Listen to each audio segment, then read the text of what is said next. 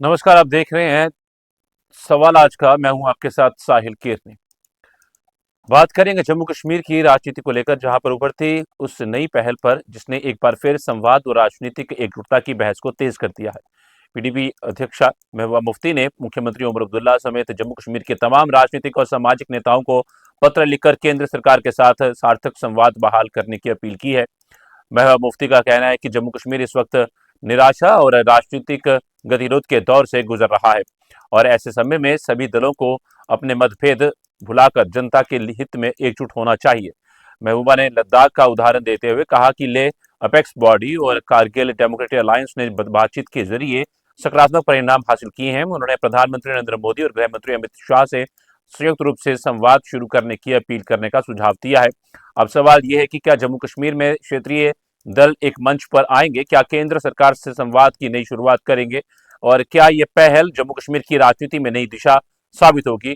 इसी मुद्दे पर हम चर्चा करेंगे। दो खास मेहमान हमारे जुड़ चुके हैं और उनसे हम इन बातों को समझने की कोशिश करेंगे। दो खास मेहमान हमारे साथ जुड़ चुके हैं। भाजपा से हैं हमारे साथ स्पोक्स पर्सन पूर्णिमा जी। धन्यवाद, शुक्रिया मैम समय देने के लिए। और जगदीप सिंह जी हैं हमारे साथ कांग्रेस से स्पोक्स पर्सन। सर धन्यवाद, शुक्रिया समय देने के लिए। शुरुआत में जगदीप सिंह से करूंगा। सर, आप इस बात को, कांग्रेस किस स्टैंड पर खड़ी है? क्या कांग्रेस भी सहमत है पीडीपी से, जो पीडीपी कह रही है जिस तरीके से कि एक मंच पर एक साथ आने की जरूरत है अब? साहिल जी, आपका आभार। सबको नमस्कार। वसीम बरेलवी साहब का एक शेर है जो मैं अर्ज करके अपनी बात शुरू करूंगा। हमारा अजमे सफर कब किधर का हो जाए, ये वो नहीं जो किसी का रह गुजर हो जाए, उसी को जीने का हक है इस जमाने में, जो उधर का लगता रहे और इधर का हो जाए। बेहतर होता आज पीडीपी के प्रवक्ता आपके साथ होते तो मैं उनसे पूछता कि मुझे कोशिश तो पूरी यहां थी से सर। ही पीठ पर लगे वो जख्म जो भाजपाइयों ने दिए हैं वो अभी भी दिखाई दे रहे हैं, जो हरे हैं।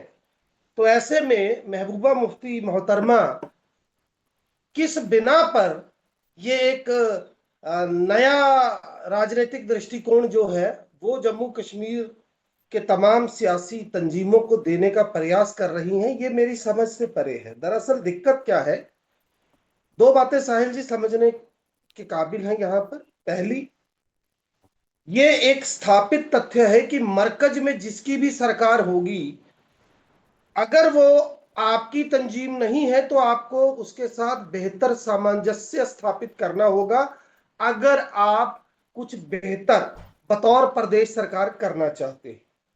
लेकिन ये जो मोदी सरकार है 2014 के बाद से आप देख लीजिए, मैं आपको बताऊं, कभी गवर्नर के पद की एक गरिमा होती थी साहिल जी। इन भाजपाइयों ने और इस भाजपा सरकार ने गवर्नर के पद की गरिमा को एक एजेंट के रूप में बदल दिया। आप देखिए, दिल्ली से शुरुआत होती है। पहले दिल्ली में केजरीवाल की सरकार को किस तरीके से वहां के तत्कालीन गवर्नर ने बार बार अड़ंगे लगाकर एक जो रूटीन कामकाज है उसको बाधित करने की कोशिश की। सर, आप नेशनल कॉन्फ्रेंस का नतीजतन, पक्ष रख रहे हैं। अब मैं बता रहा हूं ना, मैं अपनी बात कर रहा हूं, मुझे करने दीजिए। नतीजतन केजरीवाल को अपनी ही सरकार के खिलाफ विरोध करना पड़ा। यही पंजाब में हुआ, यही कर्नाटक में हुआ, यही इससे कुछ साल पहले तमिलनाडु में हुआ, तमाम गैर भाजपाई प्रदेशों में हुआ। तो किस बिना पर महबूबा मुफ्ती कह रही हैं, जो मरकजी सरकार आज तक सुप्रीम कोर्ट के आदेश के बाद और खुद गृह मंत्री के देश की सबसे बड़ी पंचायत में यह वादा करने के बाद अभी तक राज्य का दर्जा देने को तैयार नहीं है, उनसे आप क्या तवक्को करेंगे? और आप कैसे ये उम्मीद करेंगे कि वो आपकी मदद करेंगे? और क्या मदद कोई एहसान है? जब जम्मू कश्मीर की जनता ने एक बड़े जनादेश के साथ नेशनल कॉन्फ्रेंस को चुना, तो क्या यह केंद्रीय सरकार की नैतिक जिम्मेदारी नहीं कि उसका सम्मान किया जाए? मैं एक आखिरी बात करके बात पूरी करूंगा साहिल जी। रेड्डी साहब हैं तत्कालीन वित्तीय कमिश्नर, भारत सरकार, उनका पब्लिक डोमेन में बयान है जिसमें वो खुले शब्दों में कह रहे हैं कि नरेंद्र मोदी ने मुझे मना किया उन प्रदेशों का बजट काटने के लिए जहां पर भाजपा की सरकार नहीं है। तो आप अंदाजा लगा लीजिए कि कहां कोई रिश्ता बनेगा। अगर लगता है आज भाजपा की प्रवक्ता बैठी है तो पूछिए इनको, कब देंगे राज्य का दर्जा, उसके बाद अगली बात होगी। बताएं जरा। ठीक है सर, राज्य का दर्जा तो बहुत बार कह चुके हैं केंद्रीय गृह मंत्री अमित शाह भी कि जब सही समय आएगा तो वो मिल ही जाएगा। पर मैं आज उस पर चर्चा नहीं कर रहा, मैं चर्चा इस पे कर रहा था जो पीडीपी अध्यक्ष महबूबा मुफ्ती ने जो बात रखी है, तो क्या उस पे कांग्रेस जो है वो साथ में सपोर्ट करेगी? सवाल सिर्फ इतना सा था, क्या कांग्रेस को सपोर्ट करेगी संवाद के लिए? साहिल जी, सुनिए सुनिए एक मिनट, मैंने आपने आपको बहुत वही लंबी बात जो सर बताई। डिटेल तो सुना दी मैंने मुझे, कि मतलब आपको मैंने ये जो बातें बताई, ये मूलभूत कारण है। अगर आप सीधा पूछना चाह रहे हैं तो सीधा उत्तर सुनिए। कांग्रेस का दो टूक नारा है, हमारी रियासत हमारा हक।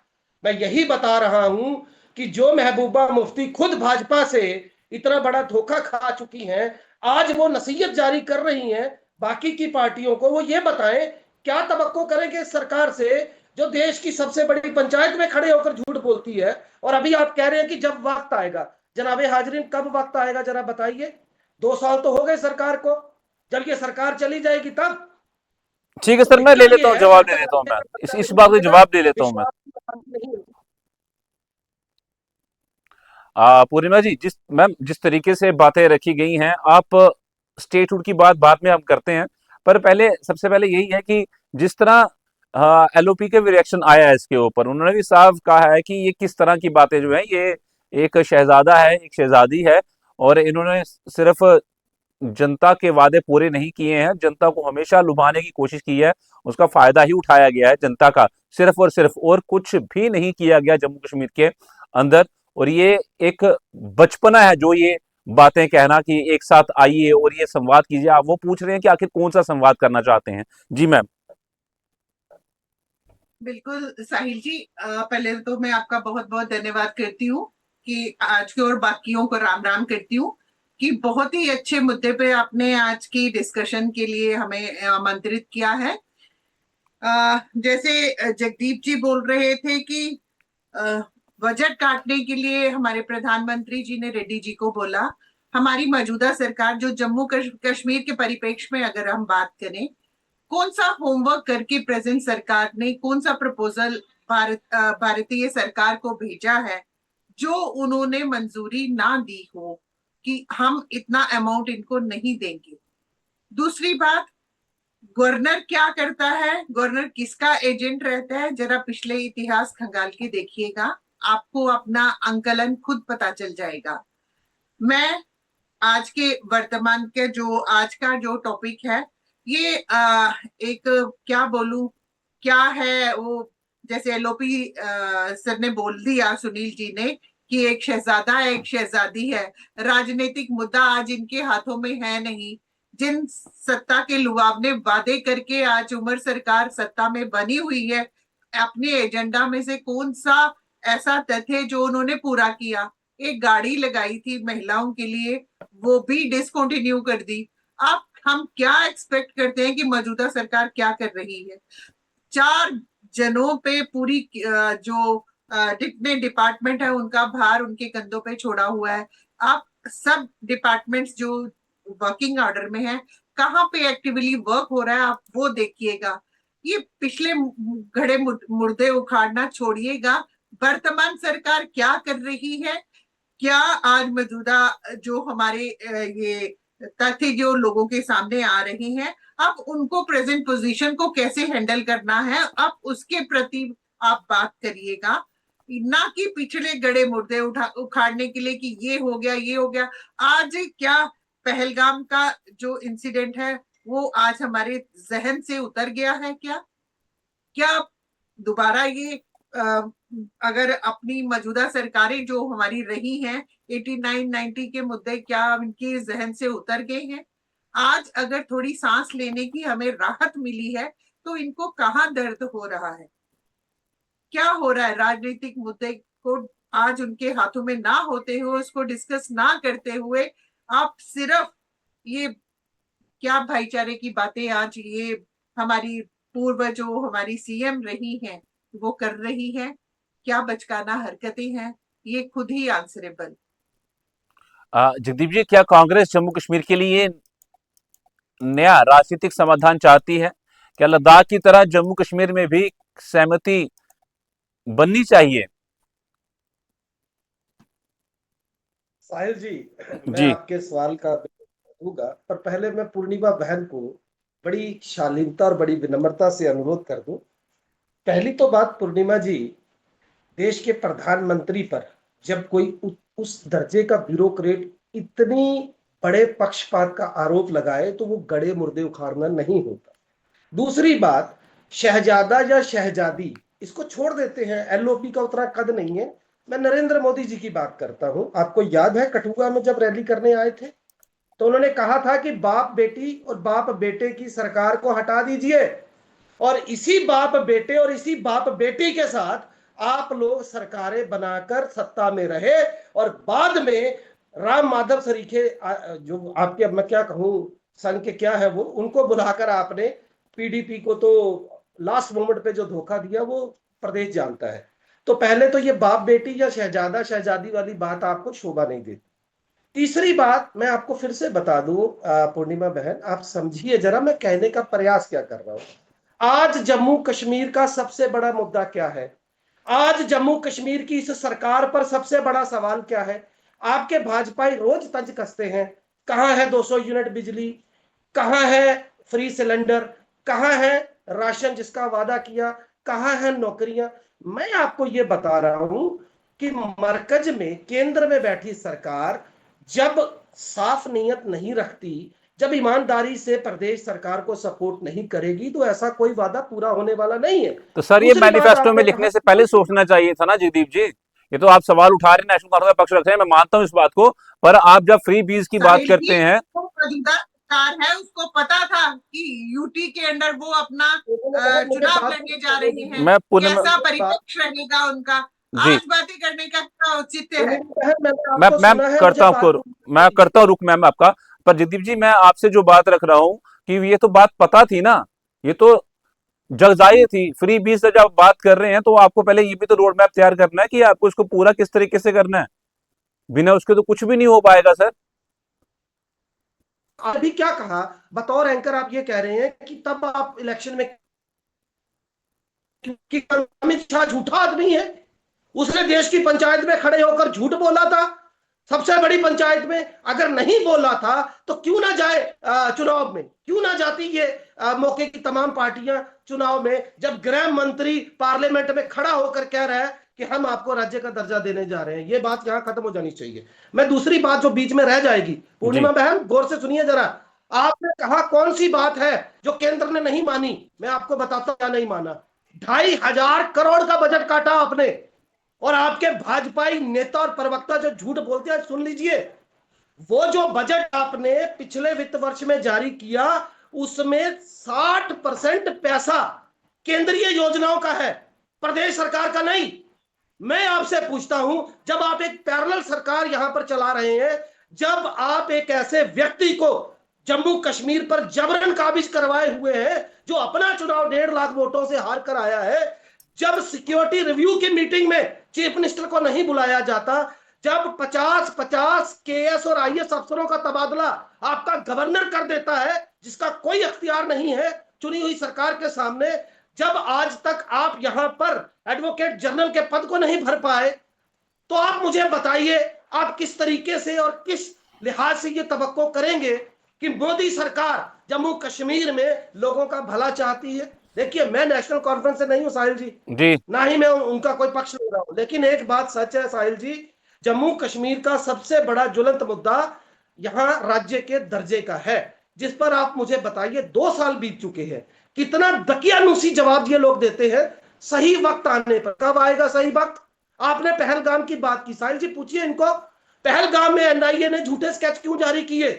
पहलगाम में आपका महाराष्ट्र का और मध्य प्रदेश का वो नेता विजय शाह, जिसने सोफिया को आतंकियों की बहन बताया, रामचंद्र जागड़ा, जगदीश देवड़ा, और आपका यहां का विधायक रविंद्र पठानिया हमारे सुरक्षा बलों को क्या कह रहा था?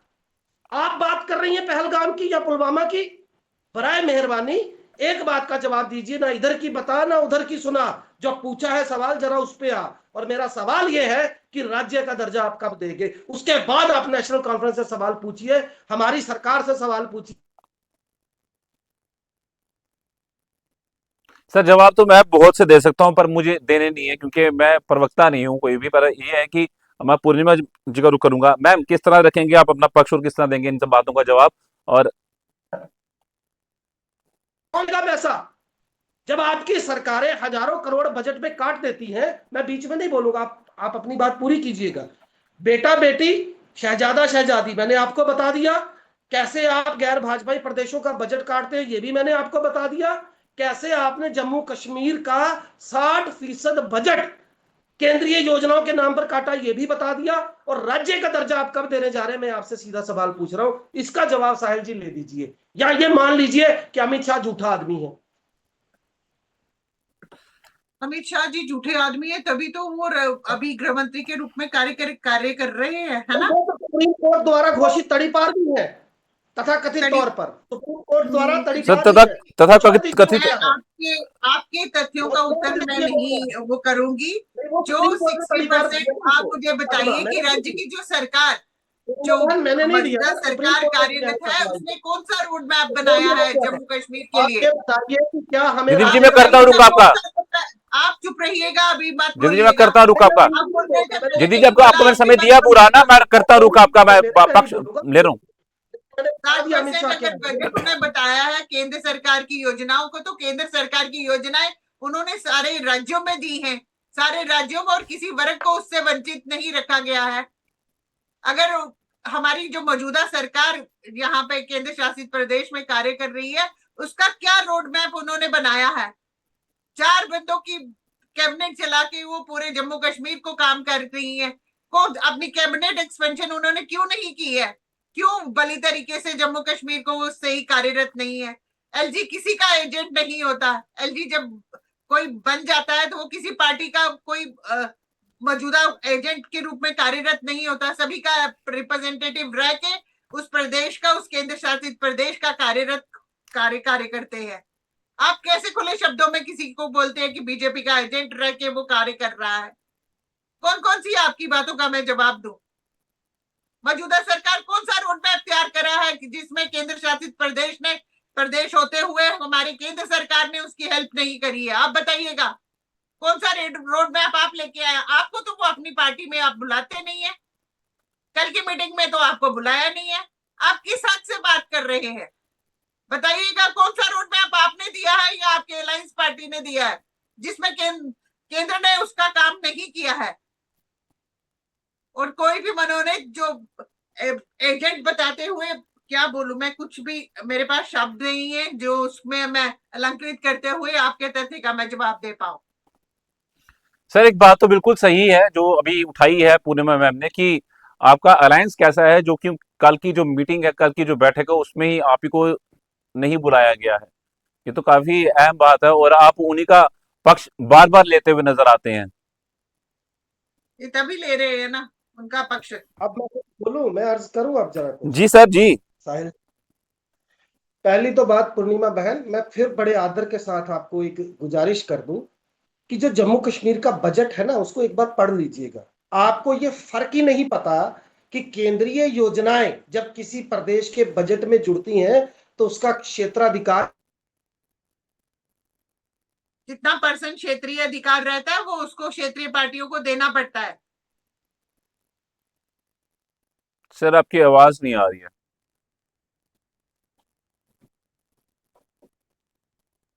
शेरपुरिया से, संजय सिंह शेरपुरिया से लेते हैं, जो अपने इलेक्शन कमीशन के एफिडेविट पे वो दर्ज करवाते हैं, जो बाद में गिरफ्तार हुआ। अशोक परमार, जो आईएएस ऑफिसर दलित थे, उनका आरोप है अपने बेटे की सगाई में 8,000 रुपए की थाली दिल्ली में जेके भवन के अंदर लोगों के पैसे से मनोज सिन्हा ने अपने मेहमानों को परोसी। ये मैं नहीं कह रहा, आपका आईएएस ऑफिसर कह रहा है। 1200 करोड़ के कड़बड़ झाले का आरोप मनोज सिन्हा पर लगा है। आप आज तक उसकी कोई जांच हुई है तो मुझे बता दीजिए, इसलिए मैंने एजेंट आप कहा। करवाइए मुद्दे ना की उसकी बात, जांच। आप क्यों नहीं करवा रहे? करवाइए ना जांच। आप क्यों नहीं करवाई आपने? सर, कोर्ट खुले हैं। बीजेपी वालों ने रोका क्या उसको कि आप जांच मत करवाइएगा? सर, आपकी आवाज फिर जो है वो नहीं आ रही है। आपके पास बातें बहुत होती हैं, पर मेरे ख्याल से मुझे यहाँ तक लगता है तथ्य जो है, तथ्यों के आधार पे चीजें सामने नहीं आ पाती हैं सर। क्योंकि अगर इस तरह के आरोप लगाने हो तो कोर्ट बैठी है उस चीज के लिए, आप जा सकते हैं। वो उतनी ही मेरे लिए काम करेगी जितना कि एक एलजी के लिए। जी सर। ये सिर्फ गूगल से हटा के पूरे डिस्कशंस लेके और आ जाते हैं बातें करने डिस्कशन सेंटर्स पे। ठीक है, उनसे संपर्क करके आप एक बार दोबारा जोड़ने की कोशिश करेंगे उनको।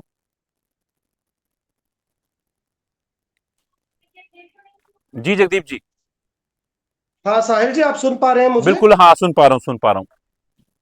मैं फिर से बता दूं, अभी हाल कांग्रेस के कुछ वरिष्ठ नेताओं ने ये सवाल जरूर खड़े किए हैं नेशनल कॉन्फ्रेंस के समक्ष कि वो जो वादे किए गए थे उनका क्या किया।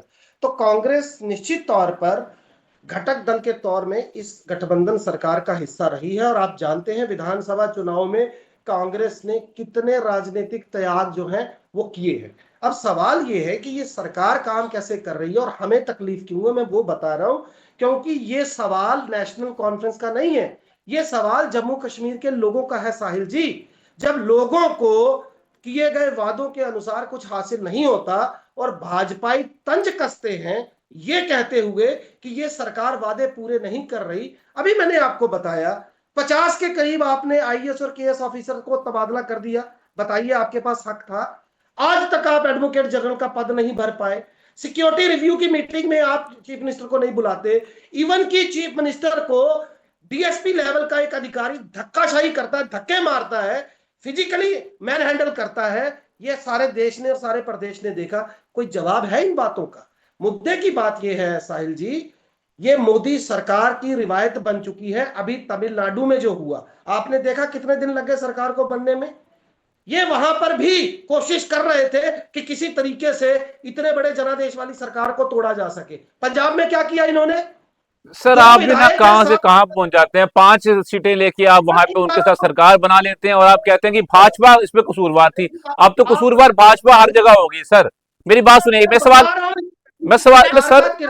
रहा हूं सर, क्षमा चाहूंगा, सवाल कर रहा हूं, आप जवाब दीजिएगा। क्षमा चाहूंगा, मैं सवाल कर रहा हूं। आप मतलब हर बात पे कहेंगे भाजपा कसूरवार थी वहां पे।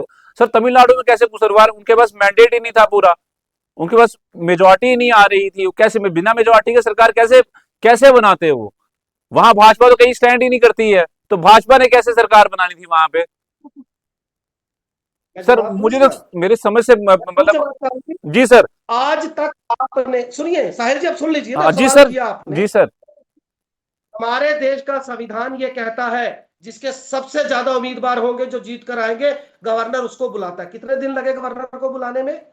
ये देश ने देखा नहीं? मैंने पंजाब का उदाहरण दिया आपको, बताइए जरा। 2 विधायक है, 7 सांसद लेके बैठ गए राज्यसभा के। हर जगह ईडी, हर जगह सीआईडी, हर जगह आईबी, अपनी एजेंसीज का बेजा इस्तेमाल करके लोगों की चुनी हुई सरकार को तोड़ने वाले ये लोग बताए ना। मैं क्यों ना पूछूं भाजपा से, सरकार सत्ता में कौन है, केंद्र में कौन बैठा है? सवाल तो उसी में होगा ना जो मैं करता हूँ, रुक आपका, आप आराम से बात अपना पक्ष रखिएगा, मैं करता हूँ। पूछिए आपसे, उनका जवाब दे दीजिए। मैंने आपको बताया मनोज सिन्हा क्या है, जरा बताइए। बेटे की सगाई में लोगों का पैसा क्यों लगाया? 1200 करोड़ का जो गड़बड़ झाला, उसका क्या जवाब है आपके पास? और जरा ये भी बताइए, संजय सिंह शेरपुरिया से 25 लाख क्यों लिया था? जरा बताइए, प्रदेश को पता लगे। ठीक है सर। ये गवर्नर जो है कि नहीं पता? ठीक है सर, मैं करता हूँ रुक आपका सर, मैं करूंगा मैम का। पर सर आप हर बात से ना तथा कथित लगा देते हैं ना, वो बड़ा अजीब सा लगता है मुझे। नहीं, मैंने कोई तथाकथित नहीं लगाया भाई। Ashok Parmar IAS officer. Sir आपने केंद्रीय गृह मंत्री अमित शाह को बोला तड़ी पार हुए वो तथा कथित तरीके से। लिया मैंने सर ये शब्द समझने पड़ते हैं सर, ये व्यूअर को समझ बहुत काम आते हैं ये शब्द। जी बोले मैम। तथा कथित नहीं लगाया मैंने भाई, आपको सुनने में गलती हुई है। सर आपने तड़ी पार जब बोला ना केंद्रीय गृह मंत्री अमित शाह को, तब तथा कथित लगाया द्वारा तड़ी पार मैंने ये बोला। हाँ तड़ी पार तथा कथित। सर मैं उसमें क्या कह सकता हूँ, पुणे में देंगे जवाब इस पे। जी मैम। घोषित क्या होगा? ये कुछ भी भाषा का प्रयोग कर सकते हैं। ये कांग्रेस ऑर्गेनाइजेशन, कांग्रेस पार्टी से आते हैं। इनके योद्धा क्या क्या बोलते हैं ये दुनिया भली भांति परिचित है। और इनके अलंकार क्या क्या है ये मैं भी जानती हूँ। हर डिस्कशन में इनसे एक नया अलंकार सुनने को हमें मिलता है। ऐसा हमें तैश में आने की कोई जरूरत नहीं है। कांग्रेस हमेशा लोग अगर तंज करते रहे कांग्रेस पे या एनसी पार्टी पे कि कांग्रेस एनसी पार्टी क्या कर रही है, उनको स्टेट का दर्जा नहीं मिल रहा है, उनको पावर्स नहीं मिल रही है, इसलिए वो काम नहीं कर रहे हैं।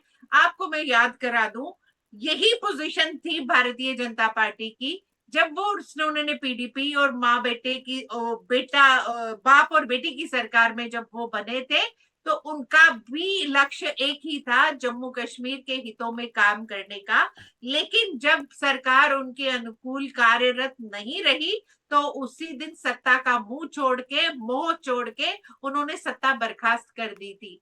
अपने आप के आंकलन में आप झांकिएगा, झांक के आप देखिएगा, हमें सब हितों से ऊपर उठकर जम्मू कश्मीर के वर्तमान स्थिति में कैसे कार्य करना चाहिए, राजनीतिक मुद्दों को राजनीति तरीके से जी कैसे हल करना चाहिए, ताकि जो प्रिवेलिंग सिचुएशन है उसको में हम किस तरह से हैंडल कर सकते हैं, किस तरह से जनता को राहत मिल सकती है। आप उसके तरफ अग्रसर रहिएगा, उस सोच को अपने मानसिकता में डेवलप करिएगा और उसके प्रति आप डिस्कशन करिएगा। जगदीप जी, मैं भी एक पार्टी से संबंधित हूँ, आप भी एक पार्टी से संबंधित है, एक प्रवक्ता होने के नाते से अपने पार्टी के हितों की बात करनी पड़ती है, लेकिन जम्मू कश्मीर की जनता के हितों की बात जो रूलिंग पार्टी आज कार्यरत है वो क्या कार्य कर रही है। और ये पीडीपी, फिर आप बोल रहे हैं कि शहजादा शहजादी की सरकार, आपका एलओपी है ही नहीं उस कैडर के, अभी presently as a LOP work कर रहे हैं, विधानसभा में कार्यरत है, और आप उनको बोलते हैं कि उनका कैडर क्या है, व्हाट इज इट। आप गृह मंत्री के लिए क्या क्या अलंकार यूज कर जाते हैं। मैं आपकी जुबान को बहुत दाद देती हूँ, आपकी उसके ऊपर मैं कोई तंज नहीं कसती, लेकिन जो आज की परिस्थिति में राजनीतिक मुद्दों को राजनीतिक तरीके से हम कैसे हैंडल कर सकते हैं, प्रिवेलिंग सिचुएशन को हम कैसे हैंडल कर सकते हैं, युवाओं का भविष्य कैसे उज्जवल बने, उसके प्रति चिंता कैसे व्यक्त कर सकते हैं, आज की परिस्थिति में युवाओं का क्या भविष्य बन रहा है, उसके प्रति हम चिंता, आप उसका रोड मैप दीजिए ना। क्या होमवर्क आपने किया है, कांग्रेस पार्टी ने क्या होमवर्क किया है, एनसी पार्टी ने क्या होमवर्क किया है, आप बताइए ना। 2000 हो रही, 2 साल पूरे होने हैं आपकी सरकार, अलायंस सरकार को, बताइए क्या रोड मैप दिया है उन्होंने, क्या भविष्य दिया है उन्होंने जम्मू कश्मीर के बच्चों जी को। आप प्रेजेंट सिचुएशन में बात करिए ना, ठीक। करिएगा। साहिल जी, मुझे 2 मिनट मिलेंगे अब? सर समय मेरे पास है नहीं है, ये किसी टाइम भी फिनिश हो जाएगा, आप दे दो, आप 30 सेकंड के अंदर अपना जवाब दे दो, जल्दी जल्दी सर।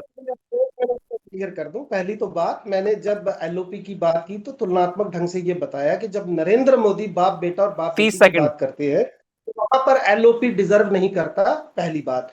दूसरी बात, मैंने जितने सवाल आपसे पूछे पूर्णिमा बहन, आपने किसी का कोई जवाब नहीं दिया, बड़ी मंजी हुई प्रवक्ता बन चुकी हैं आप। बात का जवाब देने का पूरा प्रयास किया है, सवालों के जवाब कैसे गोल किए जाते हैं ये आप अच्छे से जानती हैं, तो आपको मुबारक। रही बात, सुप्रीम कोर्ट ने तड़ीपार घोषित किया था, मैंने नहीं किया था। जी मोहतरमा। जी ठीक है साहिल जी। ठीक है ठीक है सर, मेरा समय कम है। ठीक है मैम, धन्यवाद आपका हमारे जुड़ने के लिए, अपना समय देने के लिए, कीमती समय साझा करने के लिए धन्यवाद, शुक्रिया। और जगदीश सर आपका भी बहुत बहुत शुक्रिया, धन्यवाद समय देने के लिए, आप दोनों का बहुत धन्यवाद, शुक्रिया। तो जम्मू कश्मीर की राजनीति में महबूबा मुफ्ती की यह पहल नई बहस को जन्म दे रही है। सवाल सिर्फ राजनीतिक संवाद का नहीं, बल्कि लोगों के भरोसे, अधिकारों और भविष्य का भी है। क्या क्षेत्रीय दल अपने मतभेद भुलाकर एक साझा मंच तैयार करेंगे? क्या केंद्र सरकार इस अपील पर सकारात्मक रुख अपनाएगी? और क्या लद्दाख की तरह जम्मू कश्मीर में भी सहमति और संवाद का रास्ता निकलेगा? फिलहाल इन सवालों के जवाब आने वाले दिनों की राजनीति तय करेंगे, लेकिन इतना साफ है कि जम्मू कश्मीर में संवाद और एकजुटता की मांग अब पहले से ज्यादा तेज होती दिखाई दे रही है। द अर्थ न्यूज में खबरों का सिलसिला यूं चलता रहेगा। सवाल आज का मैं इतना ही, मुझे दीजिए इजाजत, नमस्कार।